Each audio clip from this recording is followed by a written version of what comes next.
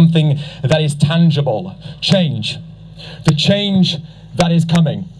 It is palpable. It exists in the hearts and minds of each and every one of us. Feel it. Believe it.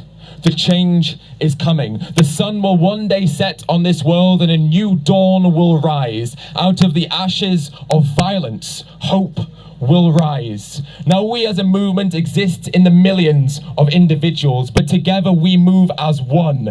And as one, we cannot be stopped. We will not be stopped.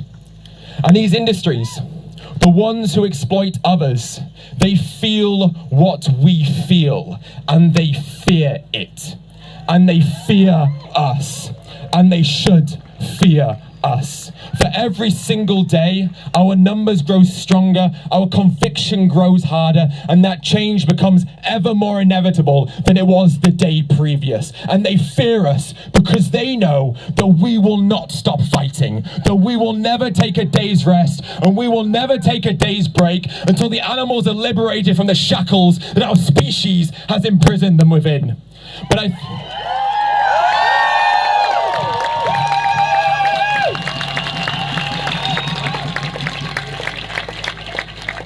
But the fight that we face is not a fight of violence. It's not a fight against nations or religions. It is a fight against ignorance and apathy. And the only weapon that we need is the truth and a voice from which we are obliged to speak it. And we must speak that truth. With every second of life that we are given, we must speak that truth. The world that we want, that vegan world, exists out there in front of us in the palm of our hands. And all we have to do is reach out and take it. It's not going to be given to us. No one is going to hand it to us, but there it exists in front of each and every one of us, waiting for us to seize it. So feel it, believe in it, see it, manifest it, but importantly, create it, make it, take it. The world that we want, we decide when it is created. And every time that we rise up and we stand up and we speak together and we fight for what must be fought, we bring that world closer and closer to the present day. The future will one day speak of a seemingly small group of people who saw the world for the violent place that it was and said that they would no longer only talk about ending suffering and oppression, they would instead demand it. And the future will see that that small group of people grew larger and larger and larger until one day their demands were met. And in that moment, when those demands were met, humanity looked at the things they'd done to non-human animals with disgust and disdain and with guilt. And they said, non-human persons, the lives of non-human persons should be treated with the same value and respect that we assign to our own lives. In that moment, we will realize that non-human persons place a unique value on their life in the same way that we place a unique value on our life. Now I want to talk about a place that I visited last year, one of the many hellholes that exists on this planet.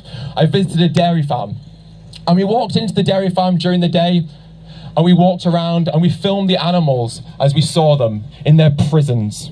And we came across a pen, and in this pen there was a mother and the mother's baby. Now the farmers knew that we were there. They'd seen us, and they didn't seem to mind about us being there. And they told us they were going to take the baby away from their mother.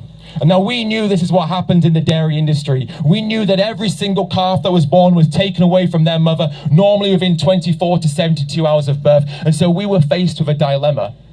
Do we leave or do we stay? Now we could leave and pretend that that suffering didn't exist. But to turn a blind eye to suffering does not mean that that suffering no longer exists. We must not turn away with our eyes what they are forced to endure with their bodies. And so we decided to stay and to see and to film and to bear witness to the suffering that was about to commence. And so I filmed as the farmer came into the pen, and he took the calf and he threw the calf into the trolley and he wheeled the trolley with the calf away. I followed the mother.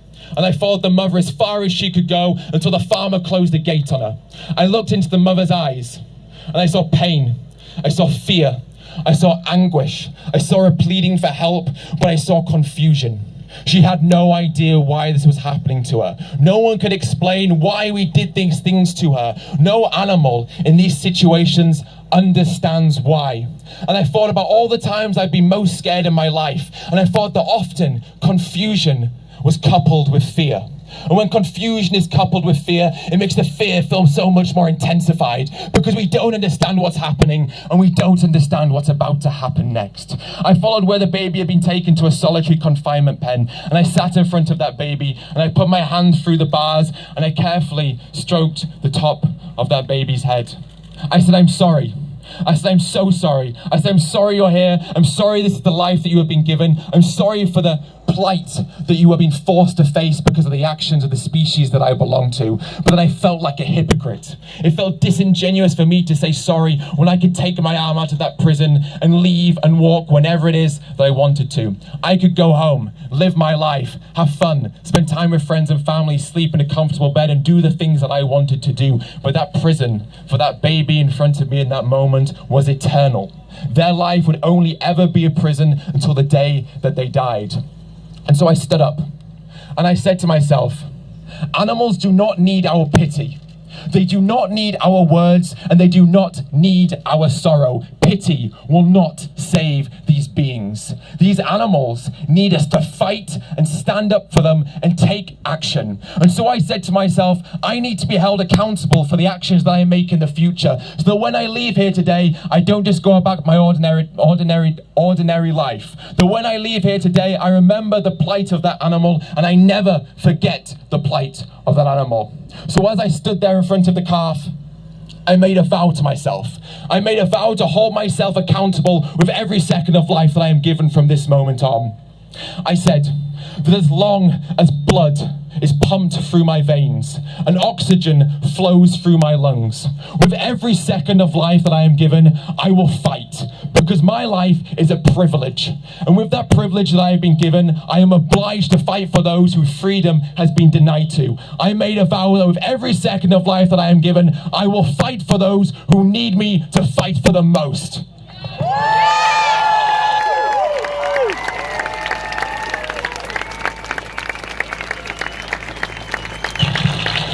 And so I ask you now, when you leave here today, will you stand up proudly? Will you hold your chest up proudly and hold your head up high? Will you stand up? Will you speak up? Will you defiantly walk towards the road of animal liberation? Our life is not just our own. Our existence is a vessel through which we are morally obliged to create positive change. Use the life that you have to create a world where compassion, tolerance, and equality are no longer considered extreme or militant, but are instead the foundations and baseline for a just and fair society. We are here today for the calves taken away from their mothers. We are here today for the hens who are exploited for their eggs. We are here today for the chickens who are exploited and murdered for their flesh. We are here today for the pigs who are locked in farrowing crates. We are here today for the lambs on the way to the slaughterhouse. And we are here today for the millions upon trillions of animals who are mercilessly dragged out of the ocean. The marine animals who are killed without any dignity or respect. We're here today for all the animals tortured in laboratories, for all the animals abused and tormented in zoos and circuses and aquariums. We're here today for all the animals who are plucked and sheared and skinned and murdered for their flesh, their feathers, their fur and their wool. We're here today for every single animal who is commodified, mutilated, exploited, used and murdered at the hands of our species. So will you make that vow? Will you pledge to fight with every ounce of strength that you have, to fight with the freedom that you have, to make sure that those who are denied their freedom will one day in the future have the freedom that they deserve? Because that's the vow that I made to that calf. I said that although I cannot save you in this moment, I will fight to make sure that a future exists where no other animal will have to suffer in the same way that you are today. Now, what lies ahead of us will not always be easy. We will feel pain. We will feel anguish, we will feel despair, and we may even feel hopelessness. These industries will spread lies. They will try to scam people. They will try to deceive us. They will question our integrity. They will question our individual characteristics and our motives, and they will try and drag our image through the mud to try and make us no longer credible. But we have one thing, the truth. And that is all that we need. For